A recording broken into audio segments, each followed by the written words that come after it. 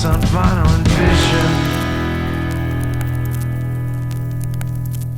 Hey folks, thank you for tuning in to the latest episode of Vinyl and Vision.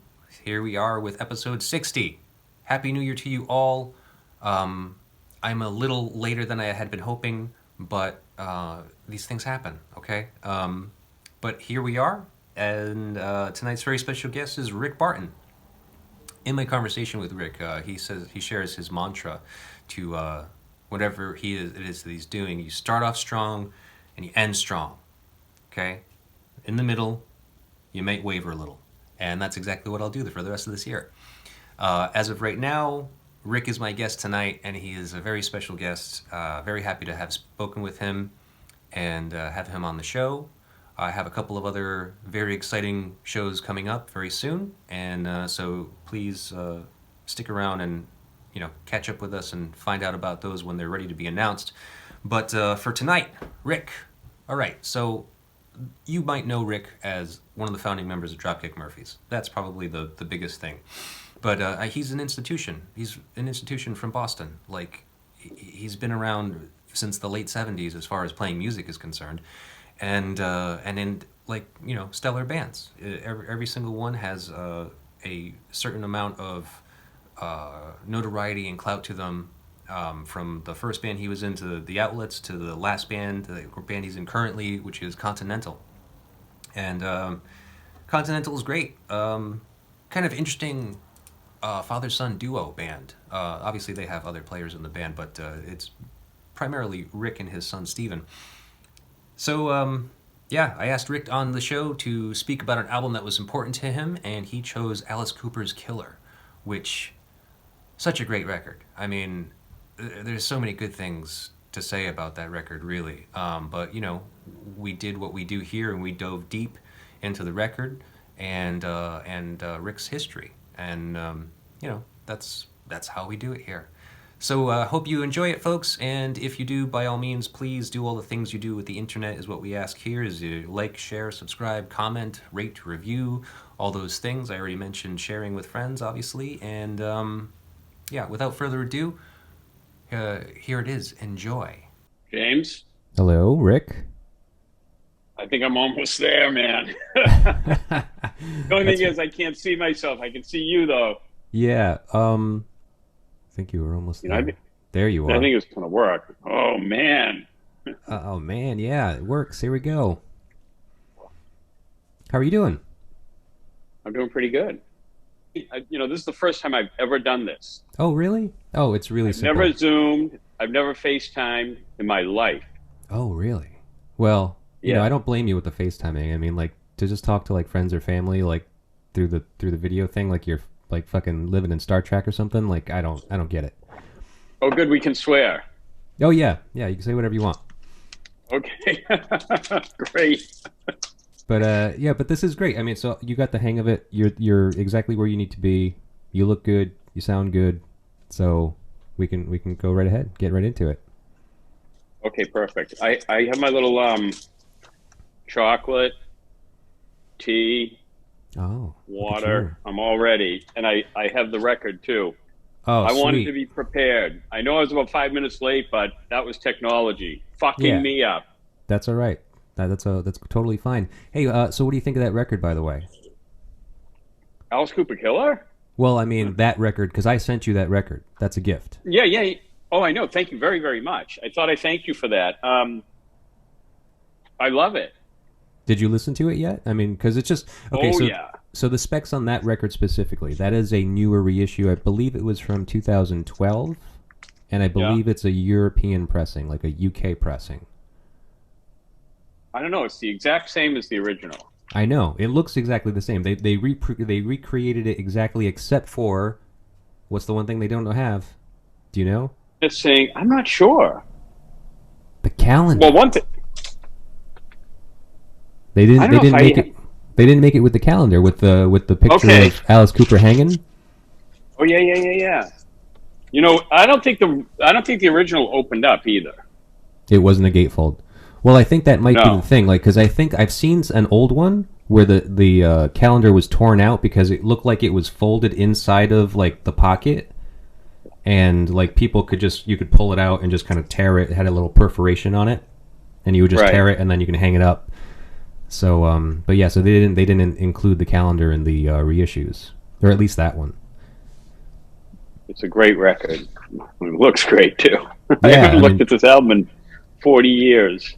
Really? So I mean, okay, so long time. I've done a little bit of research on you, just a little bit. I figured you can research me all you want. I always tell people I'm an open book. Do whatever they want. Right, and so I came across an interview where you actually, I heard you mention that this was the first record you bought. Really? Yeah. I don't remember saying that, but no, that's true. 100% true. I can even tell you the story. You and your brother saved up some money? $4.40. We got on our Schwinn Stingrays and we drove to the record store in Rockland, Massachusetts on Union Street. I forget the name of the store, but that was a momentous occasion. We bought our own record because my brother and I were a year apart. We did everything together, basically, including music, and we had a band together. And so I refer a lot to we. So we combined. We did everything together, But yeah, so we each saved up. We got $4.40, drove up there, and the rest is history. Cool. Now, let me ask you about this because, so like I said, I heard that story. I knew that had happened, but this album was originally released in 1971. Is that when you bought it? Is that when this happened? No, probably the summer of 72. Friends of ours that were a little bit older, we were basically, I was about born in 1960, November 1960. So I was about, 10 years old when the record originally came out, and I had never even heard of Alice Cooper then. But we had friends that were 12 and 13. Like, back then when you're a kid, 2 or 3 years is a huge difference, you know what I mean? Oh, yeah. And so they brought over Love It to Death. And my brother, he was only about 9 years old, 9, 10, and he played music. I didn't play music at the time, but he was like a bit of a prodigy on guitar. And these older kids, one kid's name was Ronnie Ryder and Paul Davidson. So they wanted to recruit my brother because he knew how to play, So I'll just remember they would come over to our house, get wicked stoned. I wasn't getting high at the time. Neither was my brother, but these kids were like classic hippies from that time period in Rockland, Massachusetts. And they were tough guys. I mean, they were fighters. 10 or 11, you were saying? Yeah, well, we were 10 or 11. They were like 12, 13, just a few years older. Still, 12, 13, smoking pot? Like. Oh, yeah. Where are you from, man? Originally Rhode Island. Oh, okay. Yeah, I grew up in Cranston. Okay. I know Cranston. Well, Rockland, Massachusetts. It's right next to Brockton. I don't know if you know where it is, but it had a really bad reputation. In the summer of either 71 or 72, the state police were called in to patrol the town. That's how bad it was. I mean, it was pretty violent, and it was pretty drug rampant. So, and everyone was involved, and, that was the dawning of the hippies and all of that stuff, the hangover from the late 60s right into the 70s. And right. And I loved it. I mean, I couldn't wait. Like, I knew that there was something bad going on. And I was like a super jock when I was a kid growing up, played all the sports and all of that. But I knew there was something evil with this music, So these kids would come over, and I'll never forget, they brought over Love It to Death, and I loved that imagery of that record with the guys on the cover.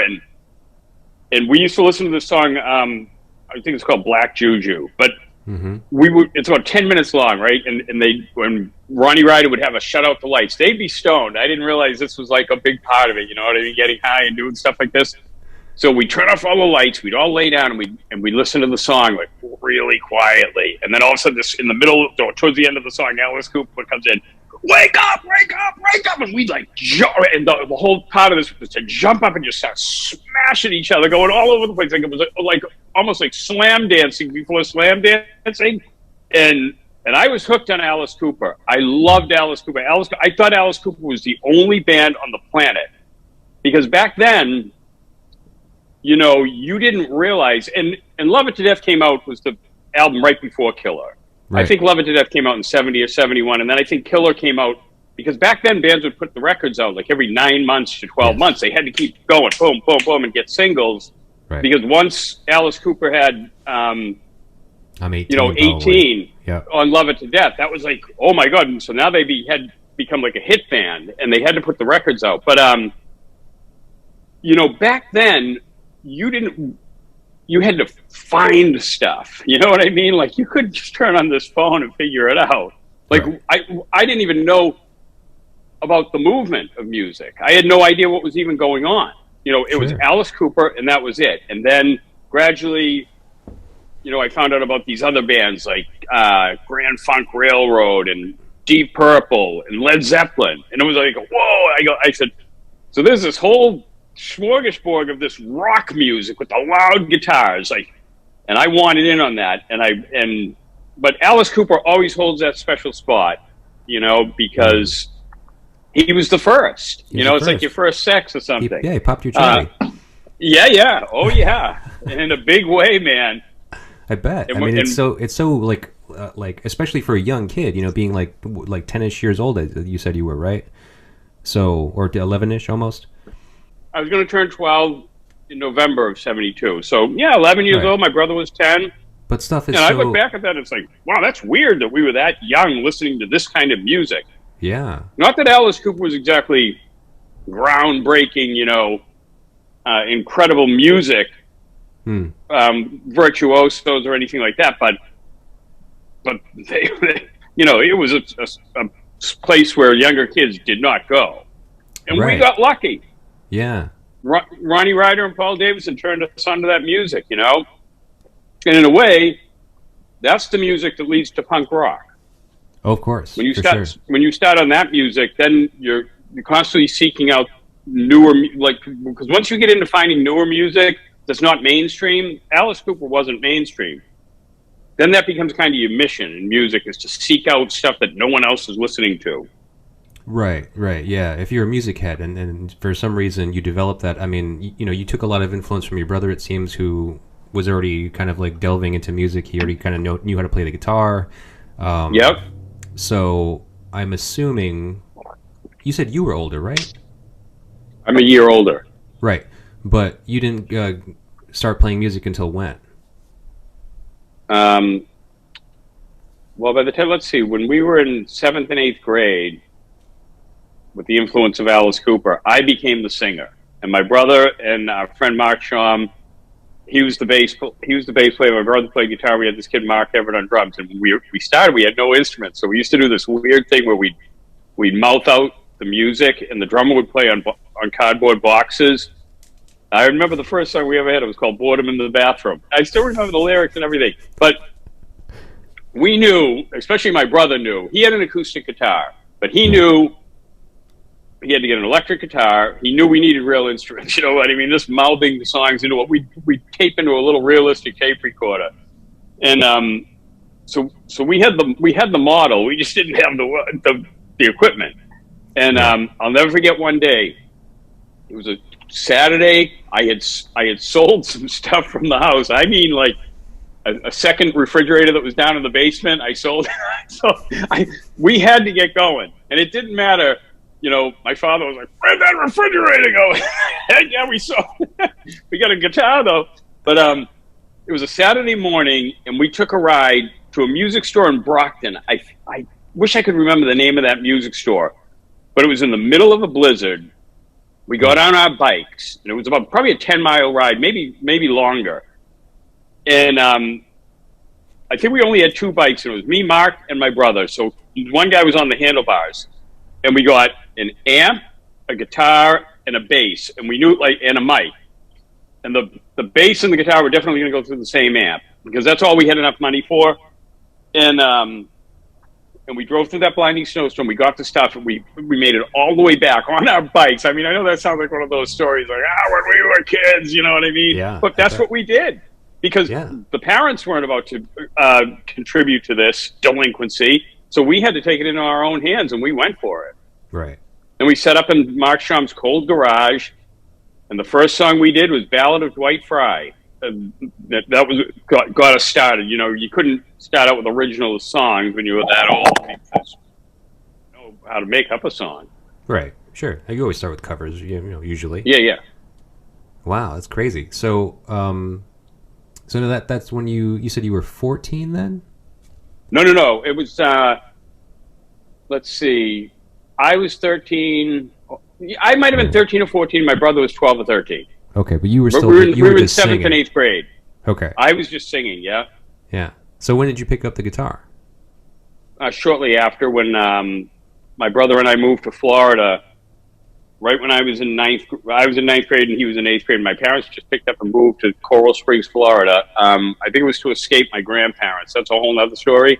But he needed someone to accompany him, and he had just started getting the lead guitar and everything, and he just showed me 3 chords. He said, just play these 3 chords over and over. And that's what I would do. I'd sit there and play 3 chords like Louie Louie or something, 2 hours, while he'd be like, soloing and soloing.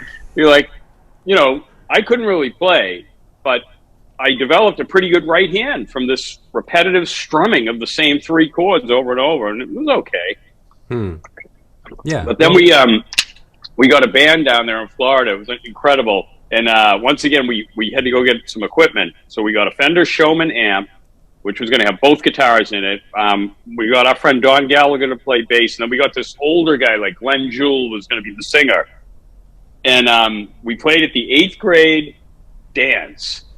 And, man, to think back, going 2 guys in 1 amp, just to think of how shitty we must have sounded.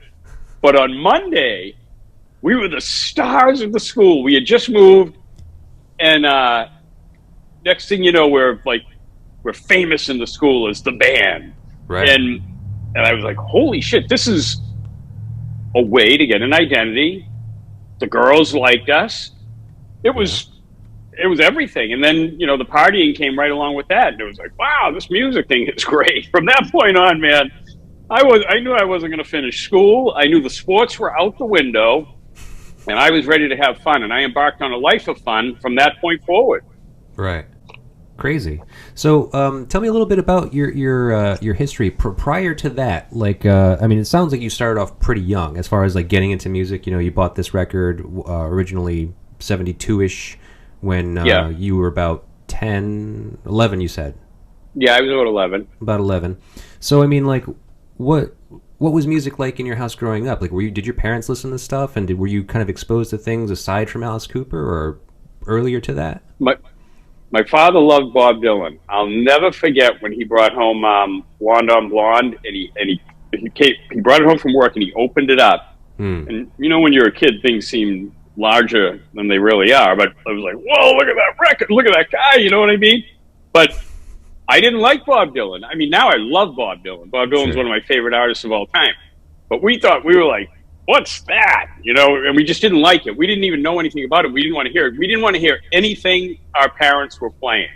Even though my father had a really cool Rolling Stones Now record, but we just didn't want to know. For some reason, I don't know, we just didn't get involved in the music, even though we had some cool records, but... Well, because your parents are lame, right? I mean, all kids think your parents are lame, You don't want to do what they're doing. Exactly. I know.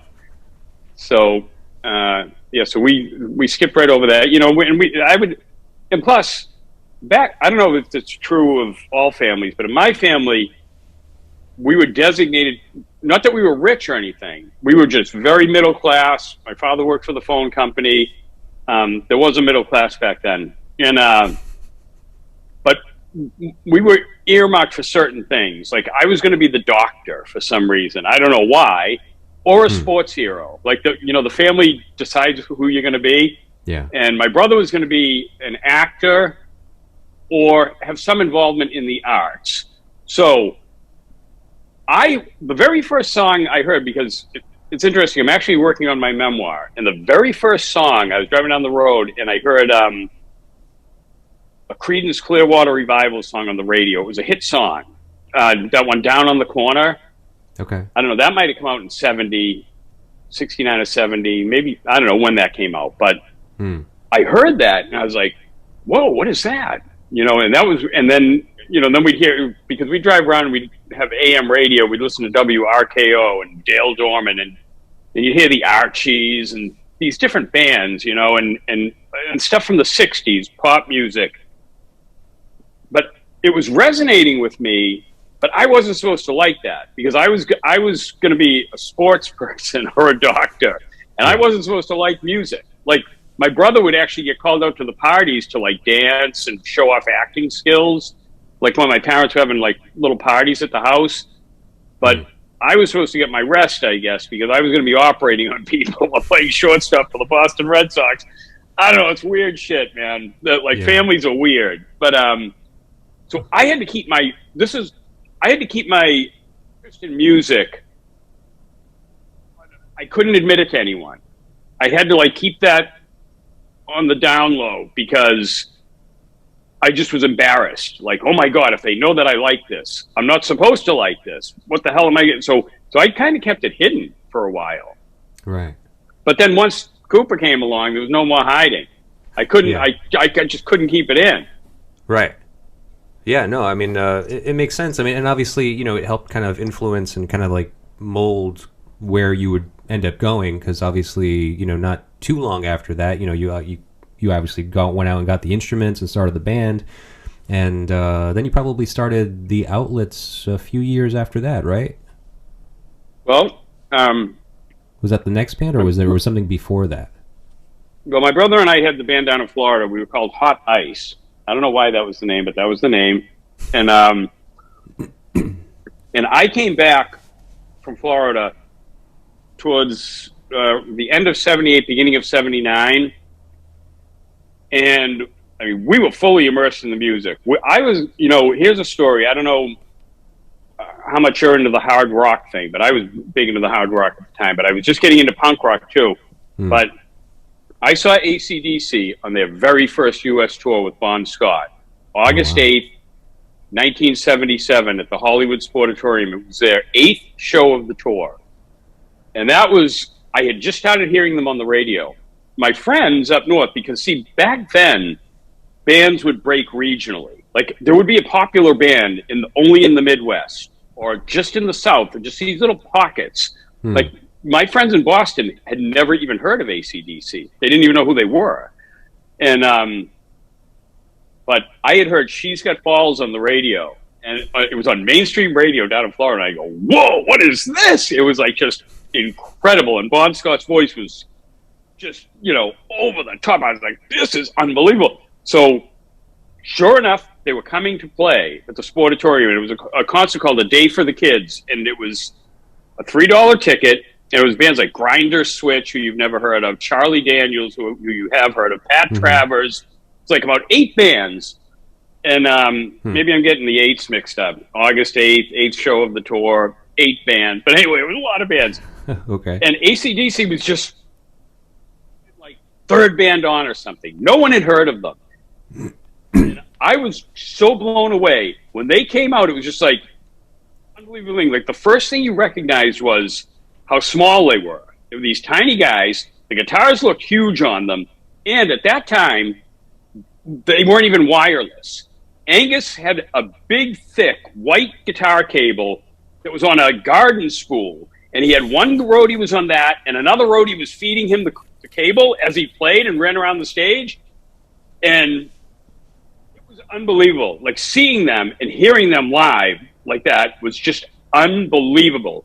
Crazy. The next year in 78, they came back. They were on the Power Rage tour. And I even got to go meet them at Peach's Music Store in Miami. And thank God my parents moved to Florida. Because if my parents hadn't moved to Florida, I'd never have seen Bon Scott. Now I get to tell that story all the time. So we went and we met Angus, Bon, and Malcolm. I have a red vinyl Power Rage autographed by those 3 guys. I hear it's worth money. It's the only thing I've saved throughout my life. I still have that, and I actually still have an autographed baseball from 1967 with Jim Lomborg, Tony Canigliaro, and Kyle Yastrzemski, my baseball hero. For some reason, I have those 2 things. I have nothing else. Wow. I'm not a collector.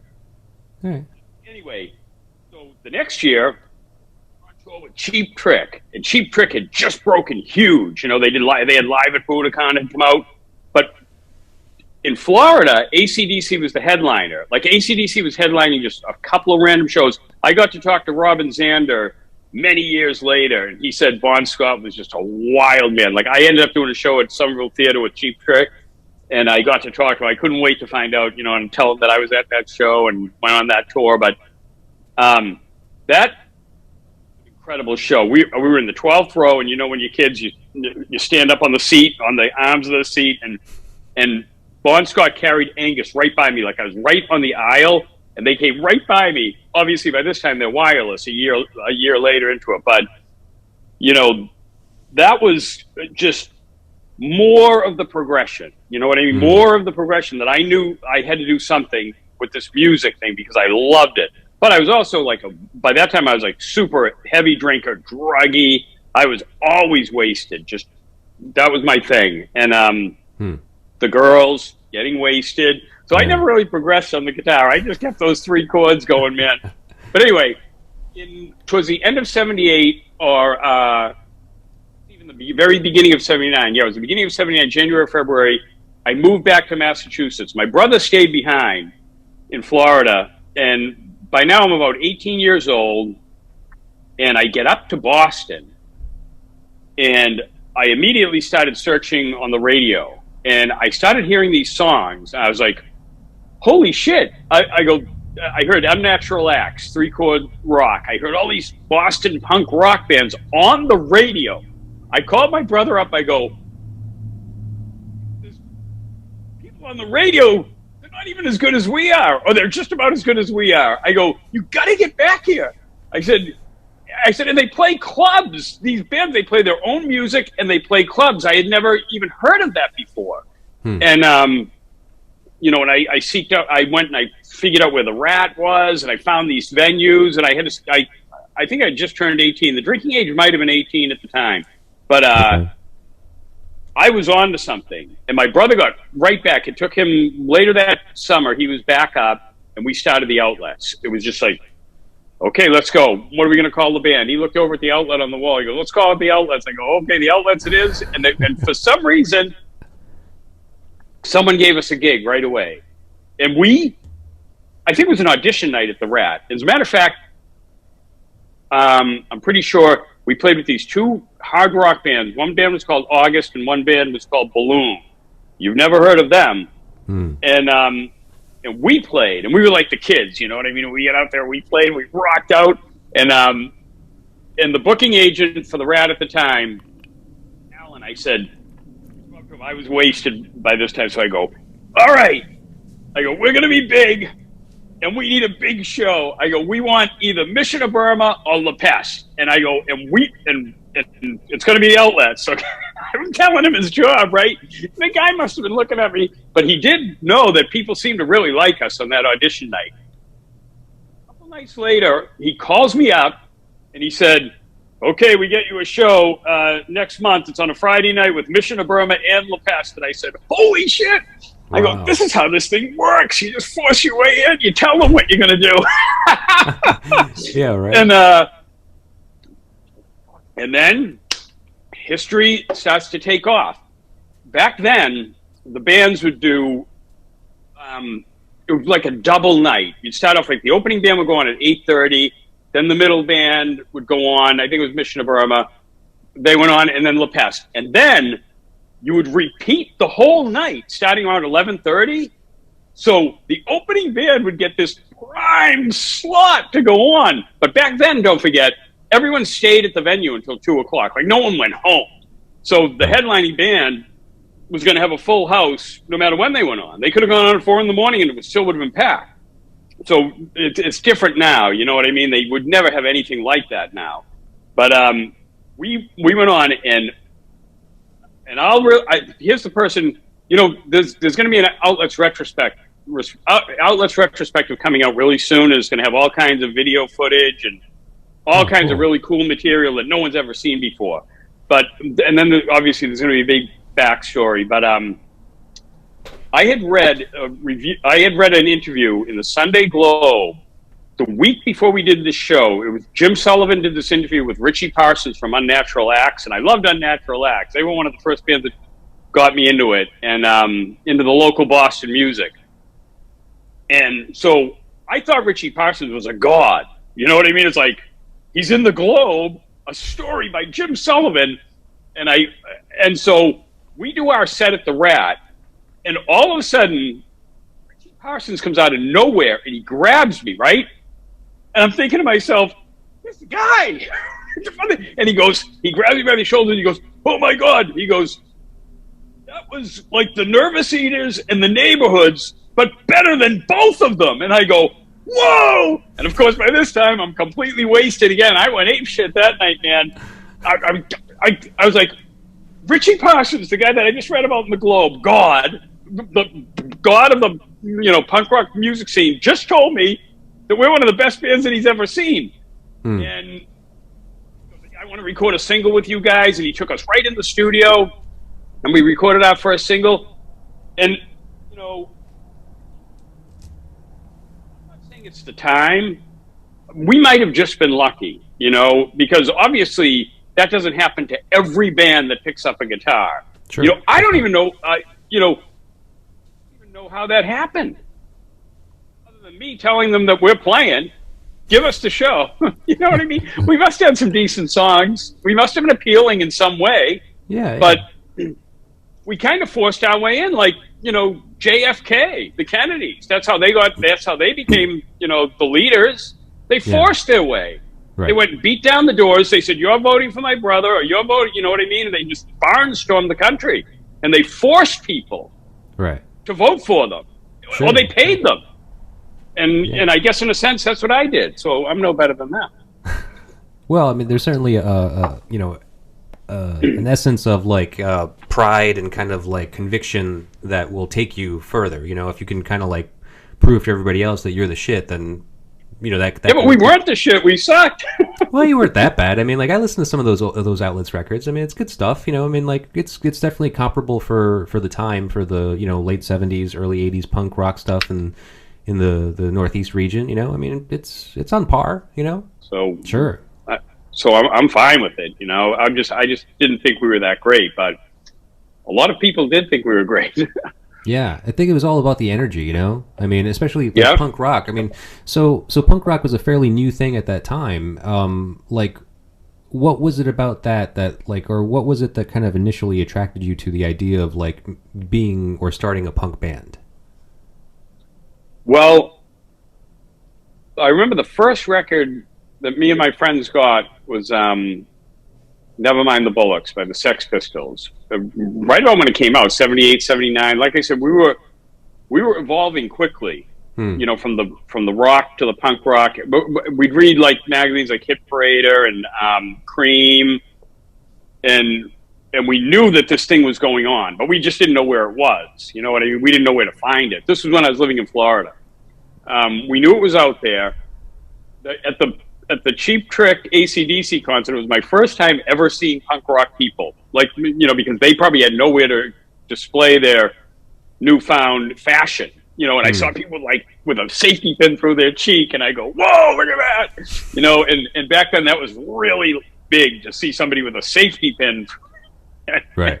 And no one had tattoos or anything. It was different. And but anyway, so. I don't know, there was something obviously that's cool about the punk rock thing. The look was really cool. And I hate to call it a certain like genre of music, like punk rock music, because the music is just rock and roll. It's not, there wasn't like this new form of music that like jazz or blues. It was just like rock and roll. And it wasn't even really that sped up. If you listen to Ramones and Sex Pistols, they didn't even play that fast. You know what I mean? Right. I think it was the fashion that really catapulted that movement. I think that's what it was all about. And actually, those bands were good. Like the Clash were a great band, and bands like the Jam, they were talented people, and they had great songs too. And Buzzcocks, my God, Pete Shelley was one of the greatest songwriters of all time, in my opinion. And so once again, that was just something that, and then we had the community. You know what I mean? Yeah. So it just all went hand in hand. We had the look, the style, the music, the community. Everybody was involved. You knew everybody. You'd walk down Newbury Street and go to the original Newbury Comics, and you'd know everybody in the store, and everybody would know you. And it was just a cool thing to be a part of. Yeah. So is that what you're saying? Like, is that why you think maybe you kind of gravitated towards punk rock, was because of not only does it look it was cool accessible, but also communal. Yeah, communal. We could be a part of it. You know what I mean? It's not like you can go hang out with Styx and Journey. You know what I mean? But I could go hang out at a loft party with Dave Minahan from the Neighborhoods and these really popular, cool bands. And when the punk rockers would come to town, like I remember one time we backed up Dead Kennedys, and and you'd go to these parties, and all those people would come too. They'd come to the parties. So yeah, it was like the community was a huge part of it. Just being able to know everybody, it was great. And there were so many characters, man. Like so many characters that didn't even play music. In fact, they were the ones that really made the scene. All the different characters, and they were everywhere. Right. You'd say, "Wow, look at that guy! Look at that girl, man!" And it was like, and we were like kind of like country bumpkins from the suburbs, and being exposed to that was it was great, man. It was just so great, very powerful. Yeah, it sounds it. It sounds like you were actually kind of like just happened to be in the right place at the right time with the right mindset. Being exposed to Alice Cooper at such a young age and digging it and thinking it's like really cool stuff, because and then back a little bit further down the road, you and your buddies in Florida pick up Nevermind the Bullets by the Sex Pistols, and it's just like you see AC/DC, like all of these things, like you're kind of like right there while all of this stuff is happening, because punk wasn't far away from like the original rock and roll stuff, and even I even found like New York Dolls and and like Alice Cooper actually was an influence on them, and like Johnny Rotten especially. Like I actually found a quote by Johnny Rotten saying that Killer was one of the greatest albums of all time. And so it's like you're in good company. Too. You happen to be right there, like you're kind of like right in the middle of all of this. It seems it's kind of crazy. Yeah. So we should get back into the record that you chose. We've already discussed like why you chose it. It happens to be the first record you bought, which just seemed kind of funny because like from what I know of your musical background, it seemed like a strange choice. I figured it was probably had something to do with like time and place. Like I didn't know if it was the first record you bought or if it was just happened to be like one of the first rock and roll records you got turned on to, because it doesn't seem to match a lot of the punk stuff you did, though it seems to be a little bit more in line with like what you're doing now with Continental. Possibly. Yeah. I mean that's always the tough question when someone says, pick out your favorite this or favorite that. It's like all of a sudden, you can't do it. The Alice Cooper story is pretty interesting. I mean, they had put out 2 records before Love It to Death. Yep. You must know that, right? Yeah. I did Pretty's for You and Easy Action. Right. Man, I got a great story about Easy Action. So my grandmother took me to the old South Shore Plaza, and I had just found out about these records because, like I said, back then you had to do a lot of research. You had to talk to a lot of people. Right. You didn't just get to pull something up and see a discography. You just didn't have that. So we never even knew. I say me and my friends, we never knew that these 2 Alice Cooper albums existed. When we discovered that, we couldn't find them. And like now you can get them in a second. But I found Easy Action at the South Shore Plaza at some music. So my grandmother would take me and she'd allow me to buy a record, right? So when you're a kid, man, you get that album and you study it and you study it and you study it and you look at everything. You just hold it in your hand. You can't let it go. So we're driving home, right? And she goes, oh my God. She goes, that's disgusting, right? So I'm Easy Action. The front there, the guys in Alice Cooper have their backs and they have no shirts on and like hair down to their waist, right? So my grandmother, she thought they were girls. And she thought that was disgusting, right? And then I turned it over and I go, look at this. And I show her that, because on the back, they show them the faces of all the guys. And she goes, oh my God, she almost drove off the road. She could not believe that they were men. She goes, oh my God. It was great, man. And, that's you know, so I guess I knew there was the counterculture and you wanted your grandmother to be shocked by something like that, you know? Right. The more shocking it is to your family, the more you're going to want to dig into it. Oh yeah. Let's get into that. Alice Cooper, born Vincent Damon Fournier, February 4th, 1948, and his family kind of moved to Phoenix, Arizona eventually, where he went to Cortez High School and eventually met most of the guys that were in the original band. Most of the guys that were basically in the band up through Billion Dollar Babies. Right. So they moved out to Los Angeles. They met Frank Zappa. Frank Zappa was the one that signed him. Actually, here's a funny, interesting little side note. So Zappa wanted to give them an audition. So he told them to come to his house at 7 o'clock. And then the band mistakenly assumed he meant 7 o'clock in the morning.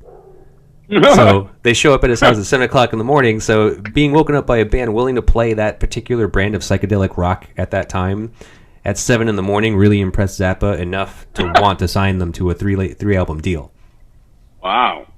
So that's kind of how that happened, yeah. Bob Ezrin, I can't remember exactly how Bob Ezrin got into the picture, but he got in for Love It to Death, and he was the producer. And he worked them to the bone. That's what the story that I've heard is that they would rehearse for 12 hours every day for like 3 months. And I'm thinking to myself, wow, how can you just do like 8 songs over and over? That sounds boring as hell.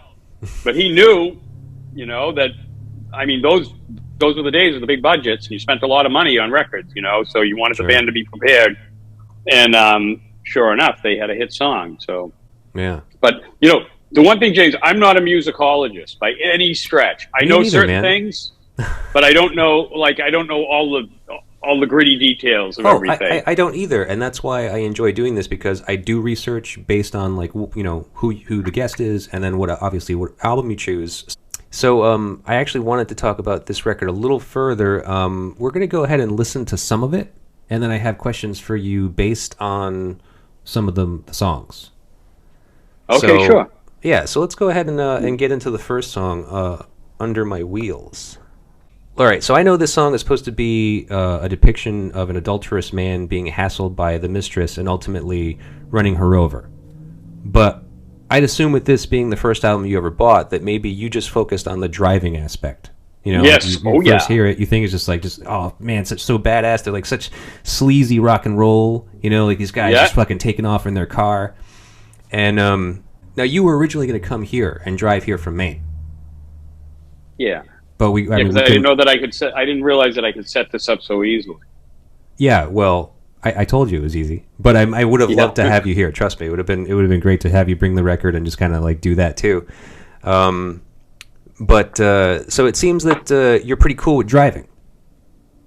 I love driving. You do? Okay. Oh yeah, that spirit of just knowing the wheels are going to be turning and you're going to be in a new spot. It's just something I love. I get excited to do it. You don't get the sleepies behind the wheel? Very rarely. I get really groggy. You know? I can't even drive to Boston without falling asleep. But I've toured a lot, and like right. I didn't, and I've been at the helm for a lot of the tours, like because I never, even though the one band that I know you'll eventually talk about became big and became a tour bus band. When I was in that band, we were in the van. Right. And I've been in the van for every band I've ever been in. I've never done a bus tour in my entire life. So, yeah. And I love it that way. I know that bigger bands, it's like bus to the dressing room, to the stage, do the signings, then back to the dressing room, back to the bus. Right. And that's the way it has to be. You know what I mean? It's not because they're assholes or anything. It's just that that's the way that type of tour is designed. You know what I mean? Yeah. Like when I'm in Continental and we're in Europe and stuff like that, we stay at people's houses. And they show us around the next day, and I call the venues and I say, no sound check. We don't need to be there early for this 3 o'clock load in. I go, I go, we have small equipment. We do it every single night. We know exactly what we're doing, and so we'll just show up whenever we show up, and because we're enjoying the company from the night before. Yeah. And then the next night, the same thing, and we meet all these cool people, and they take us around their city, and they show us everything. And to me, that's what I love to do. You know, Sure. I wouldn't want to be locked into that rock mode, Right. even though, as my son says, wouldn't you want to be playing the big stages, making all the money? It's like, you know, I don't know. Well, it probably could work. I could figure out a way to make that work in my life. You still but do. I've also, you still do play some big stages. I mean, you play some like big festival things. Like I know that you've opened up for like the Mighty Mighty Boss Tones and the Revenant Heat and so forth, right? So I mean, that's not bad. yeah, we get decent tours once in a while, and but we also do like really, really underground things too, which is cool. Right. Because you're obviously a lover of the road and loving driving. Has your relationship with the road strengthened or waned over the course of touring? Strengthened. Yeah, you still love it. Still love driving. Yeah, everything in my life, I do better now. It's unbelievable. I'm 61. You know, I have this weird thing. Like the band used to hate it. I'd say 250 miles out of the gate, no stops. I go, so don't even 250 miles because we're not stopping. I had this mantra. I have a mantra in everything I do. Strong start, strong finish, and then kind of like up a little in the middle. But strong start and strong finish. Yeah. All right. Cool, man. Yeah, it's very. And I very apply good. that to driving. Wow. So 250 miles before you even make a stop. You're. Oh yeah. You're no joke, man. They have pea jugs. That's what those gallon bottles are made for. Oh, nice. My son can't do it, man. He just can't do it. I go, you can't go to the bathroom while we're driving. Come on, dude. I go, that's a rite of passage. What do you want him to piss on the floor? Like he might miss. He might miss the hole. Yeah. It's hard enough with a toilet. Jesus, you're gonna try to get in a bottle while you're moving. All right, so let's move on to the next song. All right, "Be My Lover." Be My Lover. All right, it's really strange. Yeah, like when that little solo right there when Alice Cooper sings that line. Oh my God! And then it's great how they incorporate, like Alice Cooper's always incorporated little doo-wop background vocal things in songs, and that's kind of cool. But you know, that song was written by Michael Bruce. He wrote the whole song, like lyrics, music, everything. Right. A lot of them were collaborative efforts, and Bob Ezrin was part of the writing process too. Right, he was, yeah. Yeah, and he was same with Kiss. He wrote a lot of their stuff as well. Yeah, crazy. I listened to an interview with him, actually. He's a totally interesting dude, you know? I don't know anything about him. I just know that he has a great name, and he's been part of great music. He sure has, yeah. So as you said, that this song was written by the guitarist Michael Bruce in its entirety. So it's simply about when he went into a bar and happened to have a drink or two, or maybe three, with a girl he had just met there. I didn't really have a question for this song, but it kind of led me to think about, you know, being in a band, being in those situations. Obviously, you've been in a band for most of your life, more the majority of your life, and Right. So you've been there. I don't want to ask you about a specific situation, but I mean, like what is it about that? Like, we talked about the traveling, being in a place, you know, like being in all these different places all over the world, and I don't know, what is it about that situation, about, like, you know, meeting these random people at random points in each of your lives, you know, like, has anything ever came of that, like, where it's just like you've had a situation where just like you met this person and just like, wow, this is something like pretty amazing. Yeah, I married one of those people. My second wife. I met her in Copenhagen. And it was that kind of situation, you just kind of met in the bar, like, before the show or something, and... She was actually, her and a friend were going to be, like, DJs on a little part of the Scandinavian leg of a tour. And it was pretty interesting because we were playing this place, Lopen, in Copenhagen, and there's this big, old industrial warehouse next to the venue. And don't ask me why, but she was walking big old abandoned factory, kind of, best way to describe it. She's coming towards me. She had a cool mohawk, and I just stuck out my hand and I said, "Hi, my name's Richard." And she said, "I'm Hannah." And I was like, as soon as she said that, and I looked at her, I said, "I'm going to marry her." I have no idea. It was September 1st, 1999, and I just knew. And then we hung out for 3 or 4 days, and we didn't have sex, which was good, looking back. We fooled around a little bit. But anyway, the tour had to go on, and she was not going to be on the tour. And I told her, I said, when the tour ends, the last day was going to be in Dublin. I said, I'm coming back to Sweden, and I'm gonna find you. And she thought I was full of shit. She was like, that's not going to happen. And but these were the days of before cell phones, because it was like 1999. Actually, they had cell phones in Sweden, Ericsson and Nokia, and they were like a little bit ahead of the curve. But I didn't have a cell phone, so it was phone cards and pay phones. But right. One night I called her, and she told me that she was only 19. She was young. Oh. I was 38, so it was, a bit of an age disparity, but that's cool. And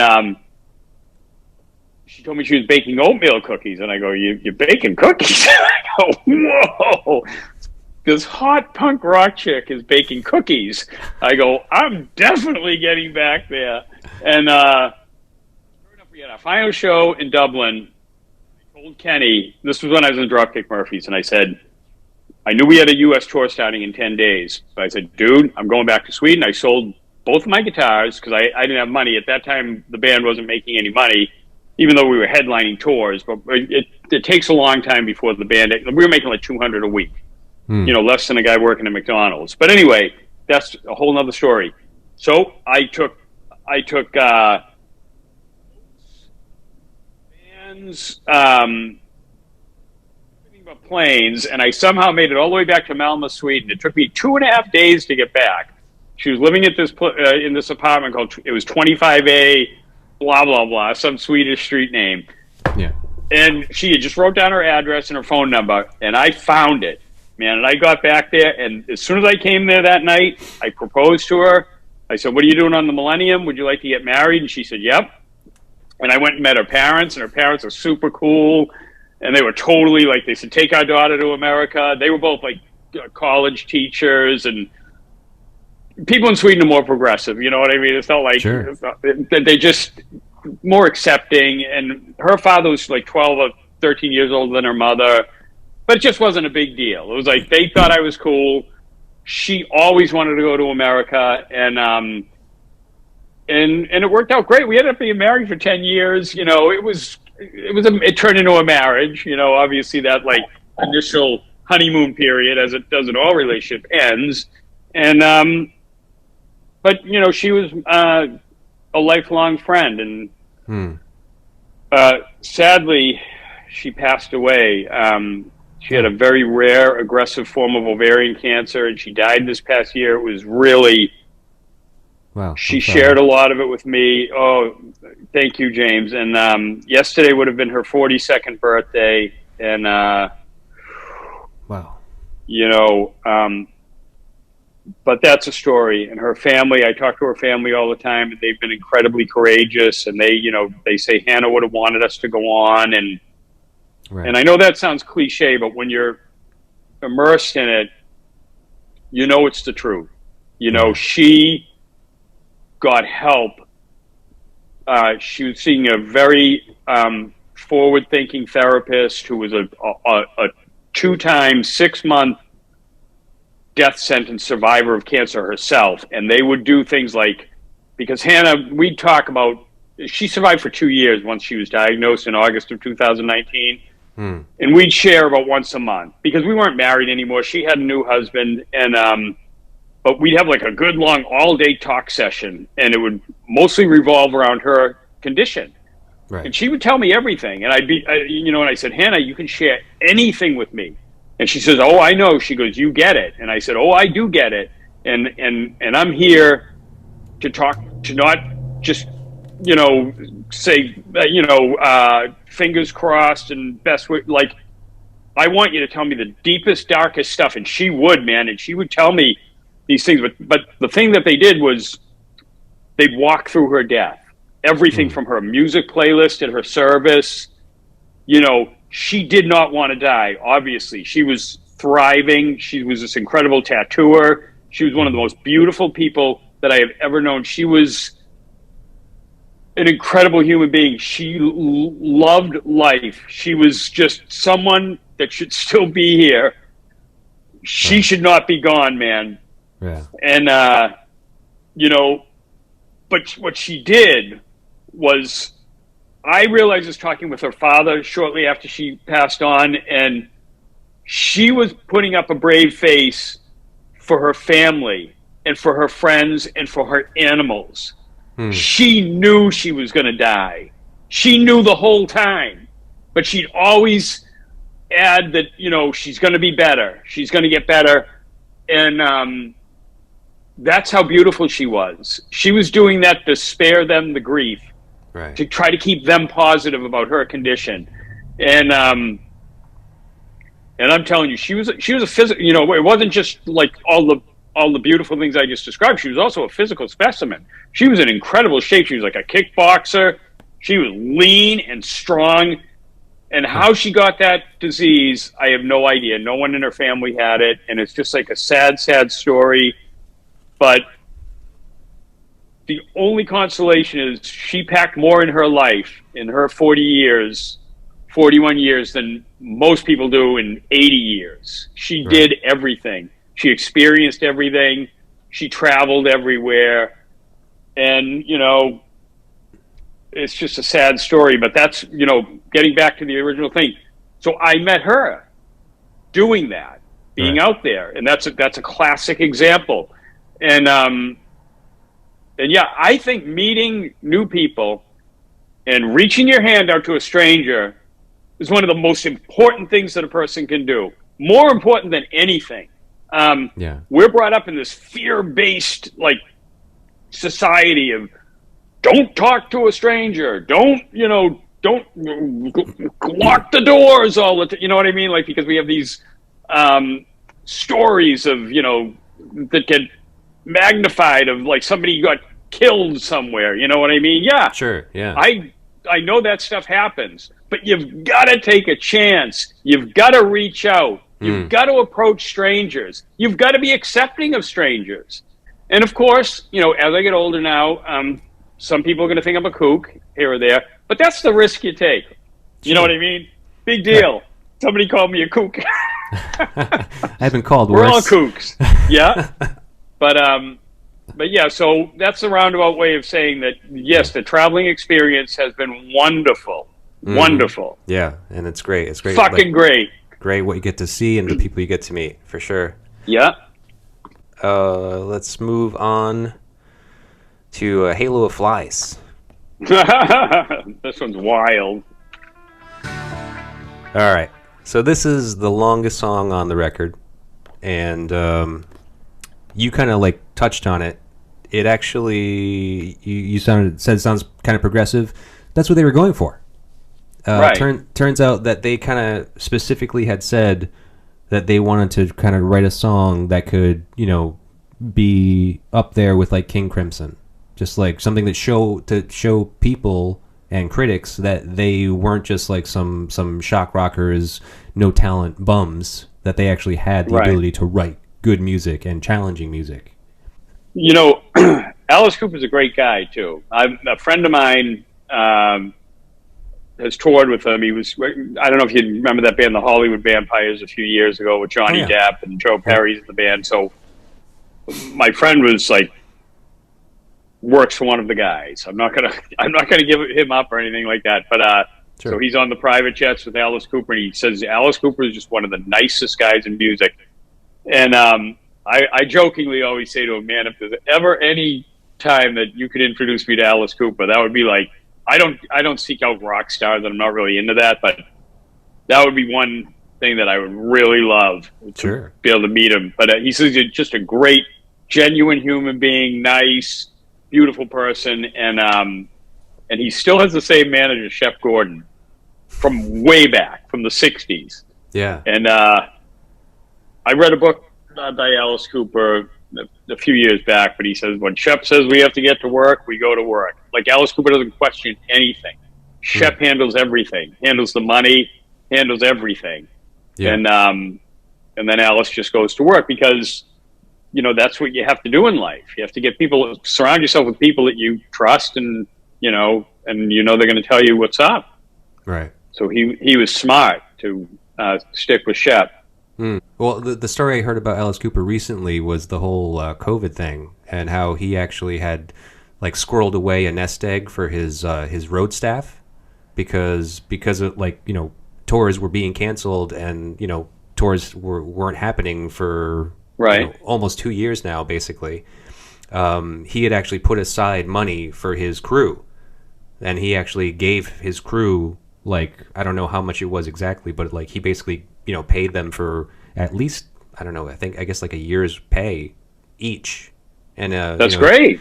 Yeah, and his statement was basically something along the lines of, you know, it's like, you know, we knew that this was coming, and so we were prepared to take care of our people, and we only hope, and I would expect that all other people that are at this level that I'm at did the same. And who knows who did, you know? I mean, I heard about all the charities. I heard about all the fundraisers and stuff for all the people in, like, you know, the food service industry and the entertainment industry that, like, just didn't have any work because it was just all canceled, you know? Like, no one could go anywhere. Right. No one could do anything. So, you know, he took care of his people. You know, he seems like a very good guy to me. Yeah, so like I said before, it was also just really written to showcase the talent of each band member, and they really nailed it. Amazing production. The question for you is there something that stands out to you as, like, kind of a crowning achievement of some sort? Actually, I don't know. I've never been asked that question. I'll have to think this over for just a minute. But I would like to get inducted into the Boston Rock Hall of Fame someday. But no. You never been approached? Cool. So, no. Never been approached yet? No. I figure I've done enough, but, you know. Right. I don't know if I have a crowning achievement. I think, like, for me, it's the cumulative. Like, sometimes I'll think back to how many records I'm on, how many times I've been in the studio, how many people I've worked with, and playing music, and I think that it's just an overall situation. There is no one thing that stands out, you know. There wasn't that one big show, there wasn't that one big moment, really. I guess. Well, touring with Motorhead was kind of cool, and I got to hang out with Lemmy. So okay. I would say, you know, because I loved Motorhead back in the 70s, and years later, in 99, Dropkick Murphy's opened for Motorhead on a tour, and I know that's not like a crowning moment, so to speak, but there was, at the beginning of the tour, they cut our set short. We drove all the way to Vancouver to start the tour, and just like a moment, almost like a surreal moment. But somebody in their camp cut our set short, and we took exception to that. It was like a bunch of hardcore bands. Hatebreed was on the tour, Scarface, and then Dropkick Murphys were direct support to Motorhead. And so the first night we were like, if they're only giving us a half an hour, we are off the tour, because we were poised to become a big headlining band. This was in 1999, May of 99. And all of a sudden there was like this powwow on our RV. We had an RV at the time. We were driving an RV and a van, because I insisted on being in a van. That's all another. But anyway, all of a sudden, comes on. We have a powwow with Lemmy, and I'm like, this is unfucking believable, man. I'm arguing with Lemmy about our set time, having a discussion, not an argument. And this icon that I worshipped back in the day, and it was just like, wow, you know, those kind of were the moments I lived for. Like, you know, it would just be like holy shit, how did this happen? And they were great moments. But I don't know, a crowning achievement, it's just like, I mean, I wrote a song today. My favorite thing is making up songs. I don't even consider myself a songwriter. In fact, I put the song, it's kind of like a country-ish sounding thing. I put it on Facebook earlier, and it's kind of weird because the line, "Be My Lover" is in the song. It's in a chorus, and it's not anything like this song, but that line came to me for some reason when I was making up the song today, and I recorded and put it on Facebook. But I don't know. I'm just like that's my crowning achievement, that I made up that song, and I think it's great. You know what I mean? Like, it might not be great, but my crowning achievement is just the next thing that I'm doing always. Right. And I'm working on my memoir right now, which is going to be great. By the way, I recommend every single person, I don't care who you are or what you've done in life, because we all have a story. And no one story is any more or less interesting than the other, in my opinion. I think all stories of people are fascinating. And I highly recommend it because it's a little more in-depth than journaling, which I've never done. But I think it's more in-depth than journaling. But here's the thing. I did it chronologically because that's the advice that I got. And holy shit, the detail, addresses, names, stuff just starts coming back. You're like, whoa, how did I know that was my address? You know what I mean? Like when I was 10 years old, and it's really like a great, like a brain teaser in a way. Like it's just so cool. Like some nights you'll just go, and you're like, and like 3 hours have gone by. I basically saved this writing for when the weather sucks because I love the outdoors, so you'll just be writing away, and it flows, man. It has been my, experience that it has really flowed, and I think it's something that everyone should do because it's just a cool. It's like I don't even care if it gets published at this point. I'm like, this is really cool. The names of kids from elementary school are coming back, and situations and all these stories, and I was like, wow, I love doing this. I've actually put it down for the last couple of years. I didn't write during the pandemic. I kept making up music, and you'd think that I would have worked on that, but I actually had too much painting work. Like, I don't know what happened, but for some reason during the pandemic, all the trades went apeshit. I think everyone was given lots of money, and they were told to spend all their money. Right. And wherever I work, the people couldn't get tradespeople in. And I was just booked, and I'm still booked. I'm booked all through this year, which shows I have to just purposely take time off because I have so much work. And people are paying more money than they've ever paid for the work, which I love, man. I like, they told me they go and spend your money, and I go, sure. I bought a brand new Martin D28 for like $3,500, and then I was for Buck Dancers Music in Portland, and I do all local stuff too. And I was like, it was guilt-free shopping because I was told to go spend your money. And I go, sure, I can do that, man. And then I was in there like a month or two later. I go, I'm talking to the guy. I go, I can't. His name is John. I go, I can't travel with that fucking guitar. If it got stolen, or so I need another one. And there was this nice Taylor. It's sitting right over there. And here, I'll show it to you. You'll probably see this, James. Oh, it looks beautiful, doesn't it? Yeah, Taylors are great. Yeah, this one was $1,500, and not bad at all. Plopped my money out for that. They said, "Do you want any more?" So I go, two acoustic guitars is enough. So we should keep on moving. We are going to move on to the next song, Desperado. Okay. That's pretty much that song. It doesn't really change much from there, really. So this song has been said to be a tribute to Jim Morrison, who had just died 4 months before the release of this album. Really? I didn't know that. It's said. I don't know if that's like any factual information, but I have seen it in a couple of different places in the research that was something that people said was possible.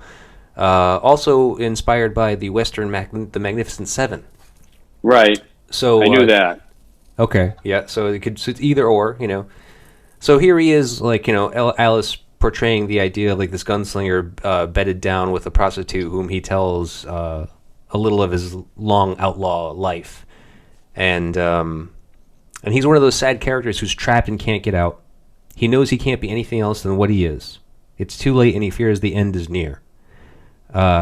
He knows he can't be anything more than what he is the takeaway from, I think, from this song, and that key phrase. Rick, did you ever want to be anything else than what you are right now? Oh, that's a great question.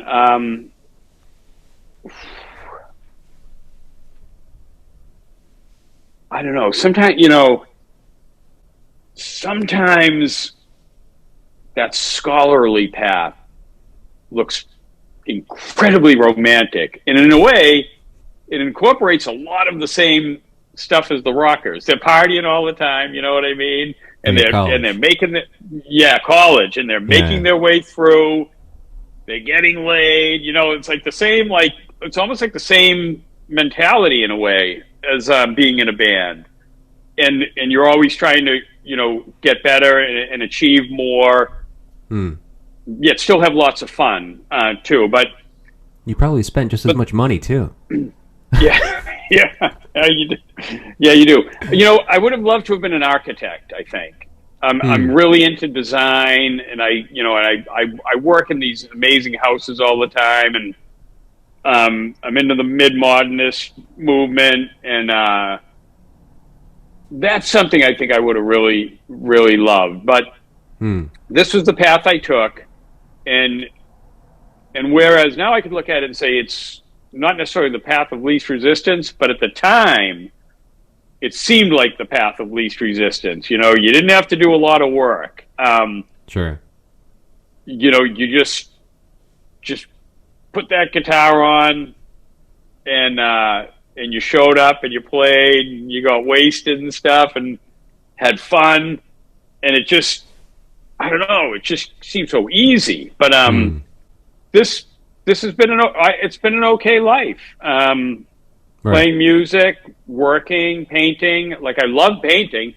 I've been painting. I started painting with my grandfather around the same time the outlets got started, right around 79, 80. And it's this great story, man. I was up on a 40-foot ladder painting, and Richie Parsons had just recorded that Outlets single.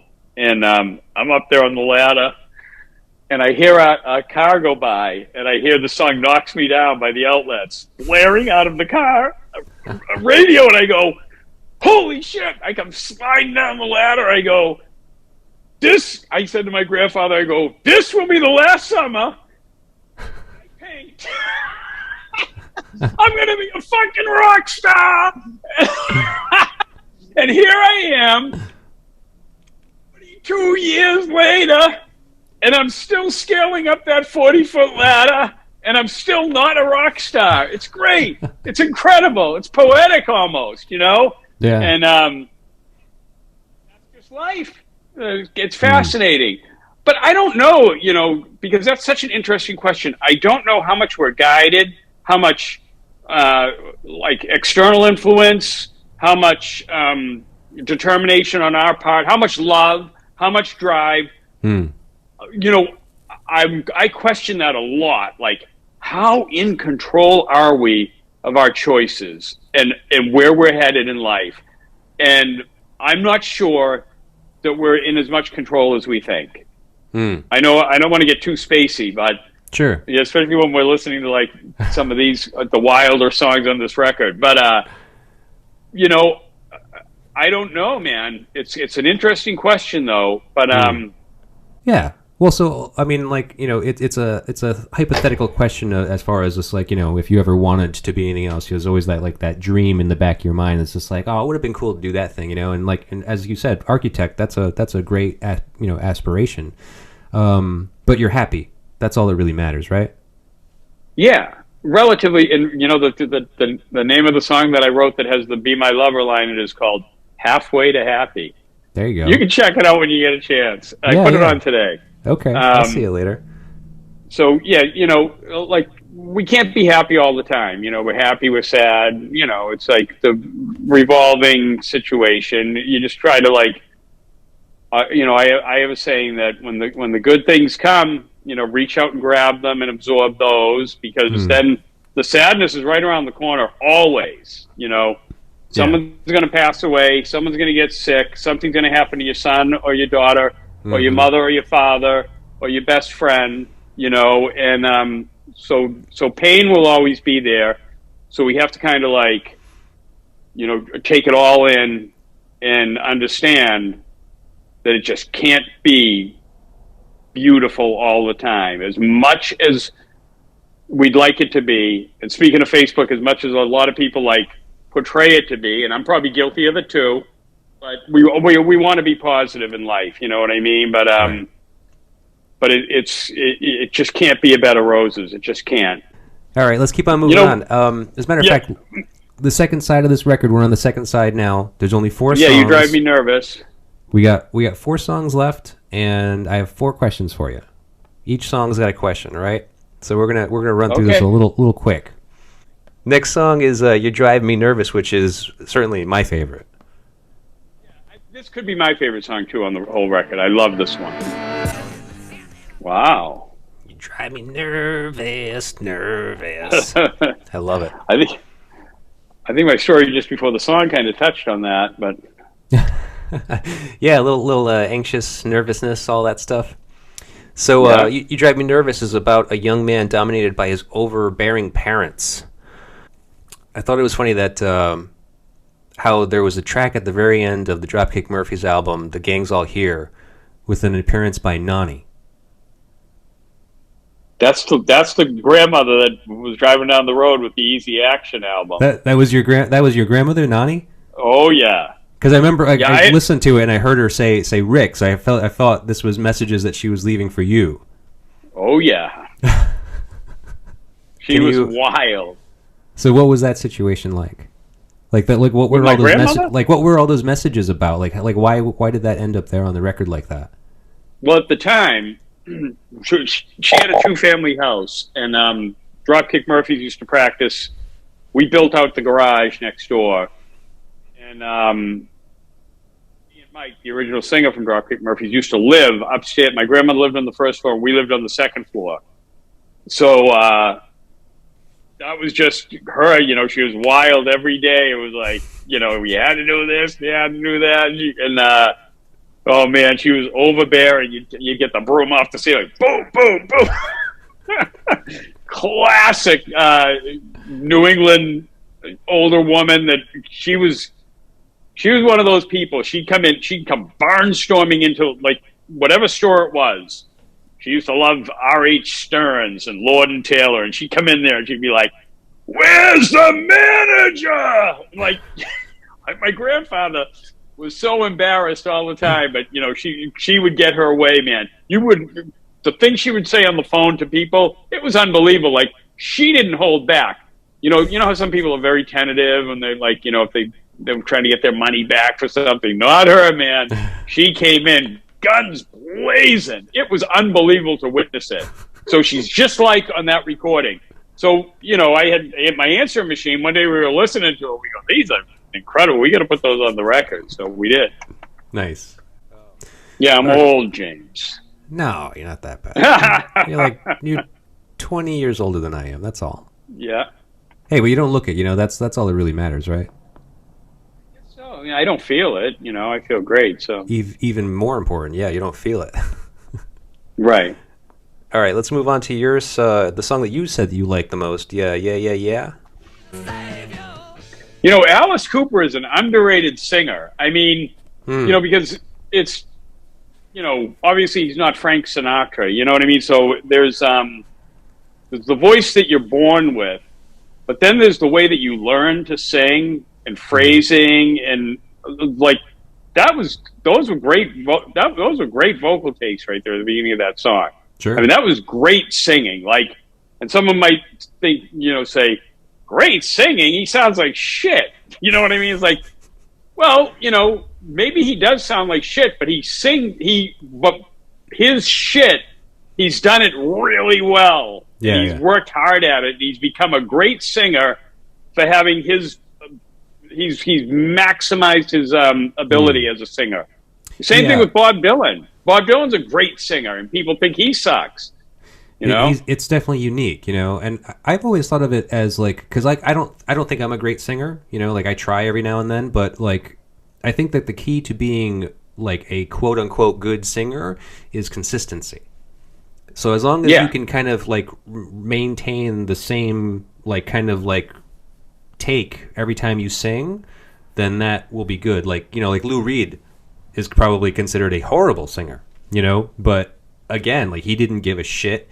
And he just gave it his all every time he would do it, and like he sounded like himself, and so it's like his voice was what attracted you initially, really, and his words obviously too, but it wasn't the way that he was singing necessarily. So yeah. I've read that this seems to be about a pimp who has taken in a girl for his business. He also likes to sample his wares, but eventually has to show the new employee just who's boss. Now, I'm not sure if it's because I know that your stance on band relationships is to be equal and fair and to appreciate everyone's opinion and just be cool overall. Is that fair to say? Yes. Okay. But after reading along with the words to this song, and know Alice Cooper certainly has over-the-top theatrics, I was catching this arguing vibe in the lyrics of this song. So like a sample of the lyrics in this record is, I don't know what you're playing, don't even know what you're saying, you gotta leave me alone, I'm gonna go home, yeah, the things are getting tougher, yeah, the things are getting rougher. Okay, you know what I mean? You hear that? Yeah, the classic relationship dynamic. Kind of, yeah.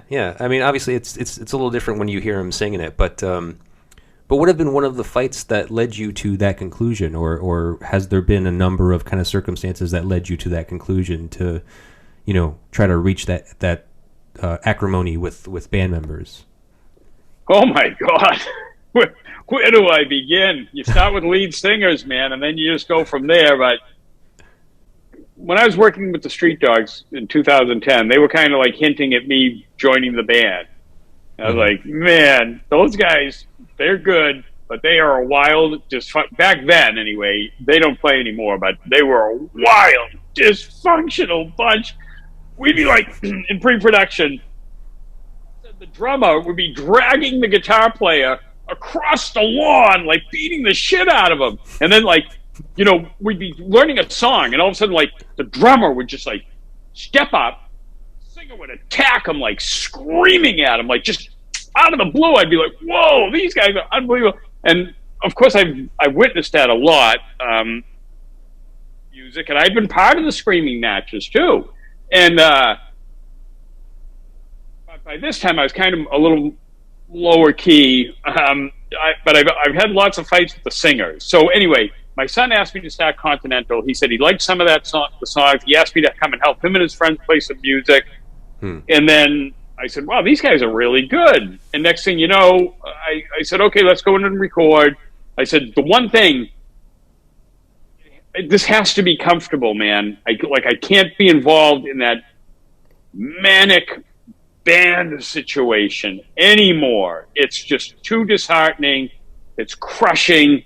It's hard. And I'm sure not every band is like that. A lot of them, it's just like really dysfunctional relationships. And I get it, and I understand why it's like that. But I just decided that I couldn't do that. It's just too hard, man. Me and Kenny used to battle, and I was like, eventually I had to leave because we couldn't battle anymore. You know what I mean? You can only battle for so long, and then one person has to split.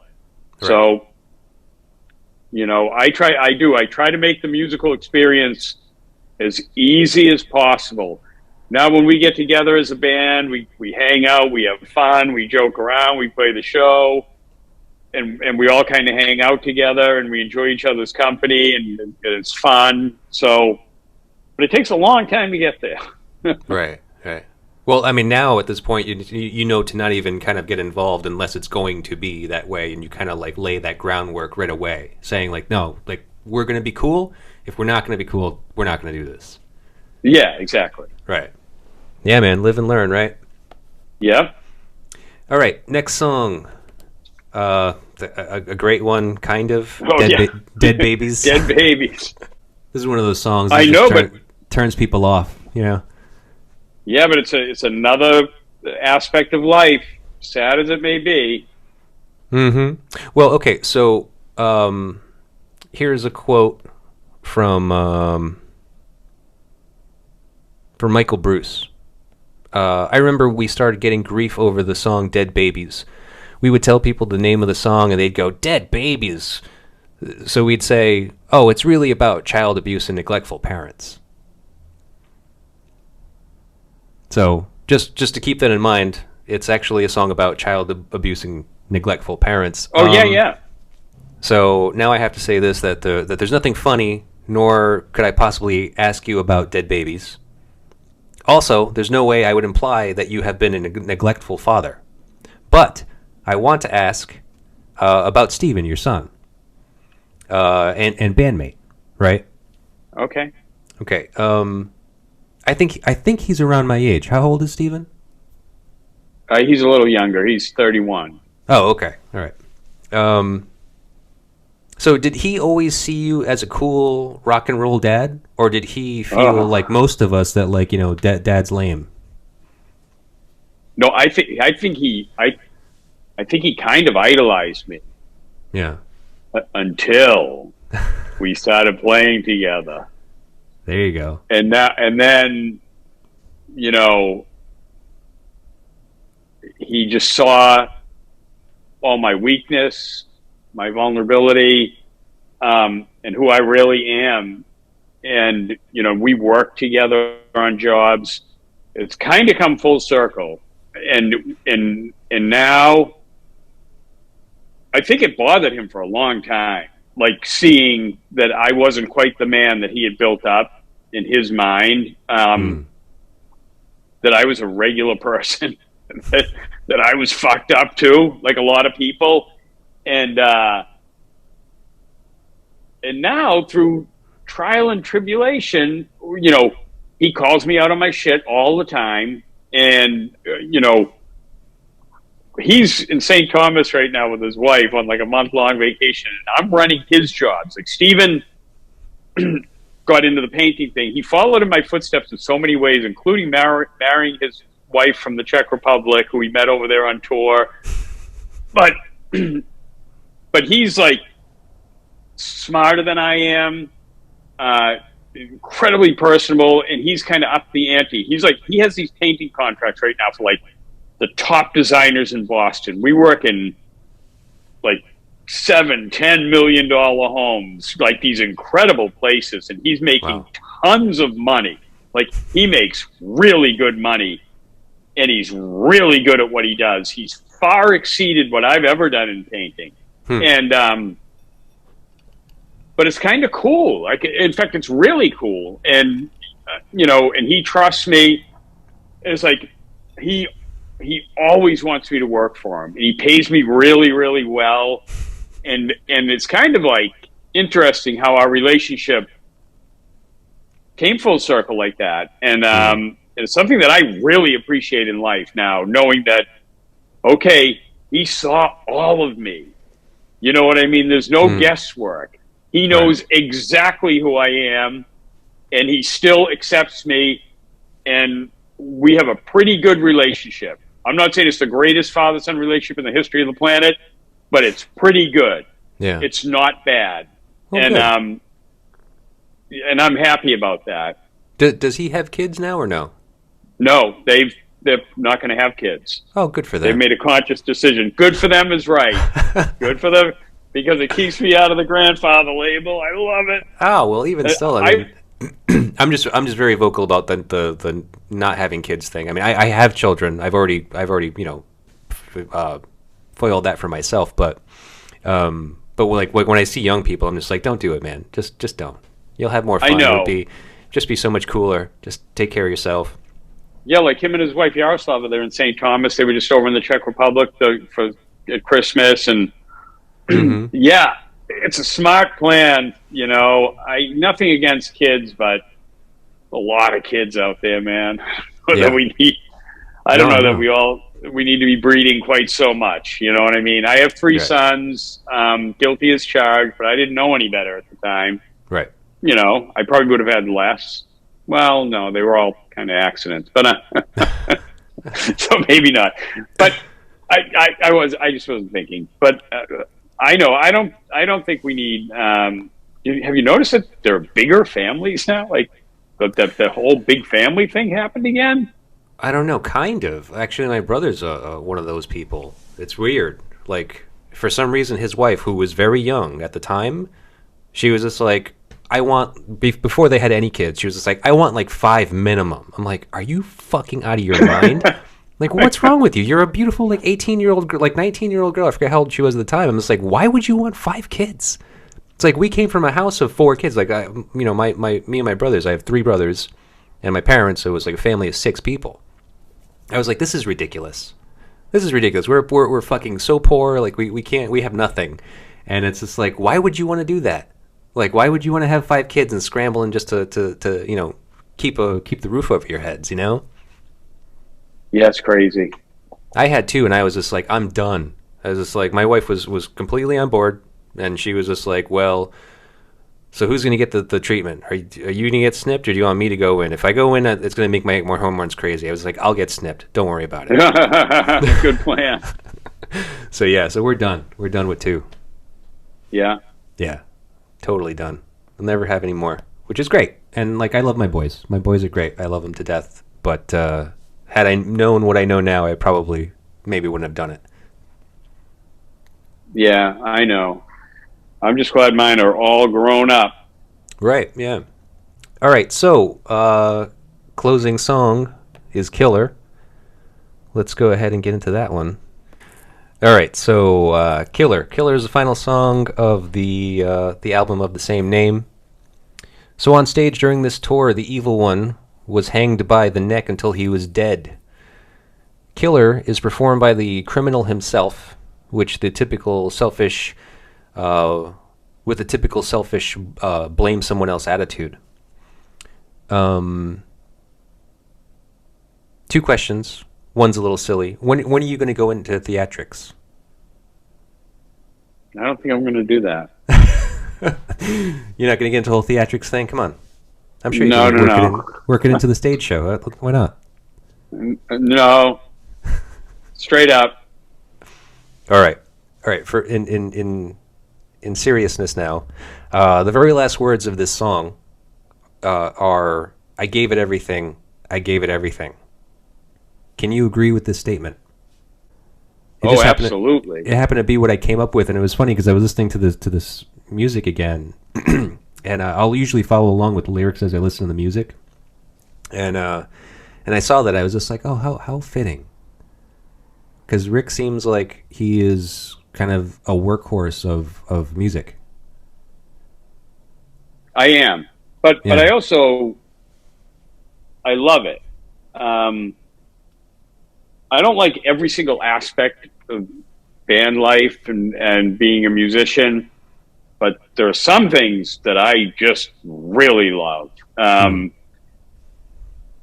I do those pretty habitually, like making up songs. I mean, through my career, because once again, it's like the memoir. You don't have to be the greatest songwriter that ever lived, but to get pure enjoyment out of it, you know what I mean? It's like any art form. We're lucky that you don't have to be the best. It's not like, you have to run a 4.40 to be the running back for the Patriots. You know what I mean? Like music, there's a lot of leeway where you can get away with a bunch of crap. But sure, you actually have to not look at the guitar because I'll make up a song. And it could happen right now. Like, we could get off this discussion and I can go over there and I would just start strumming the chords, and the song will just start pouring out. Any preconceived notion of what the song was going to be. In fact, that's how I write all of them.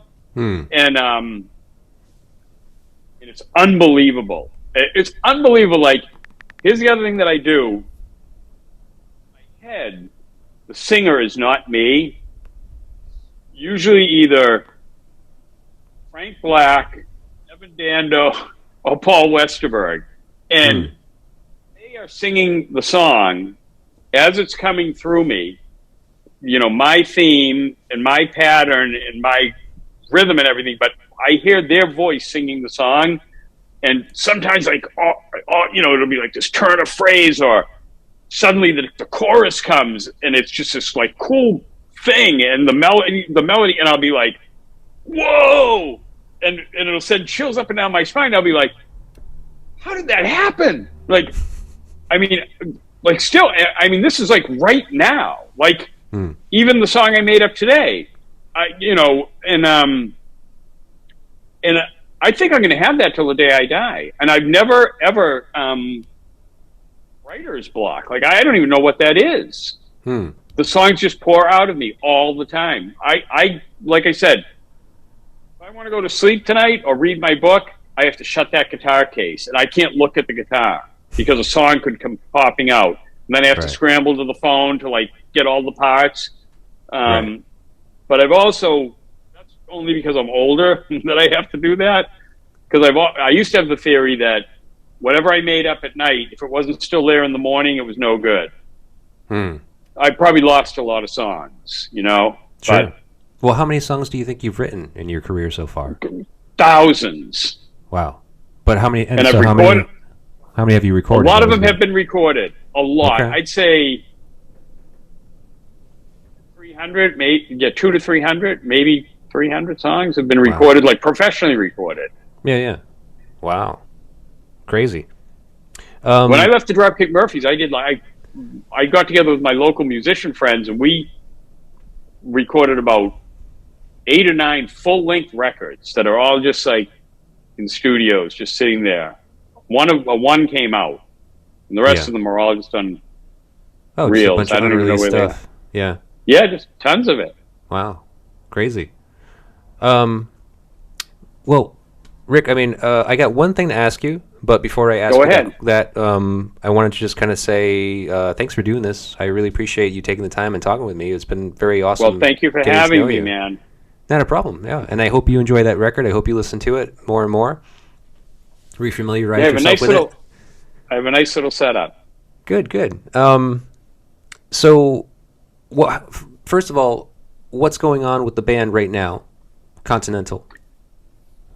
We just went down to our drummer's place in Nashville and recorded a bunch of songs, and we're going to be putting it out on a local label, Rumbar Records, Lou's label. I don't know if you know Lou. Lou, no. Malibu no. Lou. No. And we have a few little shows coming up. We're playing a show backing up a legendary Boston band. Well, my AirPods just went to 0, James, and I charged them to 100%. That's okay. You probably don't need them. But we're going to be supporting the Dogmatics in March at a show in Plymouth, Massachusetts. And we're just going to do a few shows, put out the music, and take it from there. Okay. So no, like, dates as far as, like, you know, when the new album could be out by, or not sure yet? No, we haven't mixed it yet. All right. Well, look, like I was saying, it's been a pleasure speaking with you. I really appreciate you doing this. I'm not going to ask you that question because if you can't hear me, then there's no sense in doing it. Well, we'll do another interview sometime. Well, I'll come see you at your show. That would be great. I'd love to come see you guys. We're friends on Facebook, as they say. Yeah. You're a great guy too, James. Thanks, man. All right, man. Not a problem.